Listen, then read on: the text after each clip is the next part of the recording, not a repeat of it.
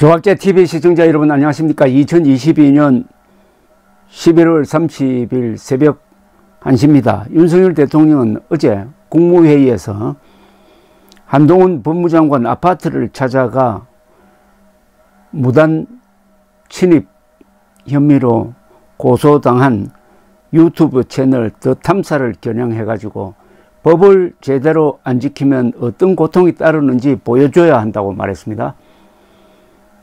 여권 관계자에 따르면 윤 대통령은 어제 오전 용산 대통령실에서 주재한 국무회의에서 법무장관 자택을 이런 식으로 무단 침입하면은 국민들이 어떻게 보겠느냐 하면서 법을 제대로 안 지키면 어떤 고통이 따르는지 보여줘야 한다고 말했다는 겁니다. 어제 있었던 국무회의는 화물연대의 운송 거부 사태에 대해서 업무 개시 명령을 내리기 위한 것이었는데 한동훈 장관도 국무회의에 참석을 했습니다. 윤석열 대통령은 이 회의에서 화물연대 운송 거부 사태를 언급하면서 불법이 버젓하게 저질러지는 게 문제다. 관행으로 좋은 게 좋은 거라고 넘어가선 안 된다고 이야기를 했습니다.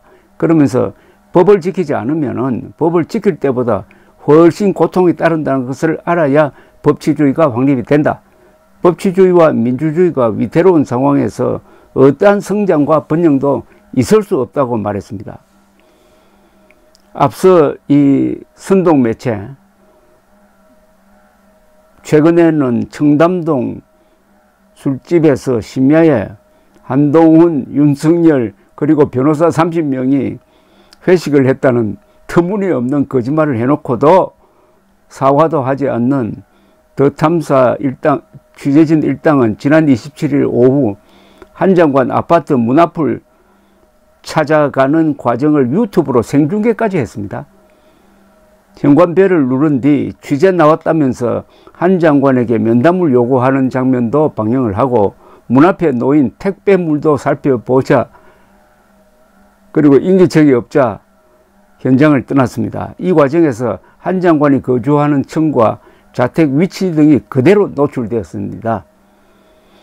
한 장관은 이들을 지칭하면서 김의겸과 민주당을 믿고 정치 깡패 같은 짓을 한다는 표현까지 했습니다. 거기에 윤석열 대통령이 거들어 준 건데 법을 어기는 쪽에서 이렇게 갑이 된 듯이 설치고 법을 지키는 사람을 을로 만들고 하는 이런 걸 방치를 하면은 누가 법 지키겠느냐. 법무장관 집을 이런 식으로 무단 침입한다면은 힘없는 보통 사람에 대해서는 어떻게 하겠느냐 하는 데 대한 울분 표시라고 보입니다.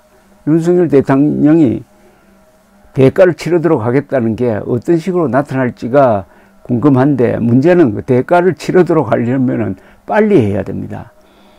정의는 신속하게 구현되어야지 시간 늦추면은 그 아무 소용이 없습니다. 신속한 정의 구현을 기대합니다.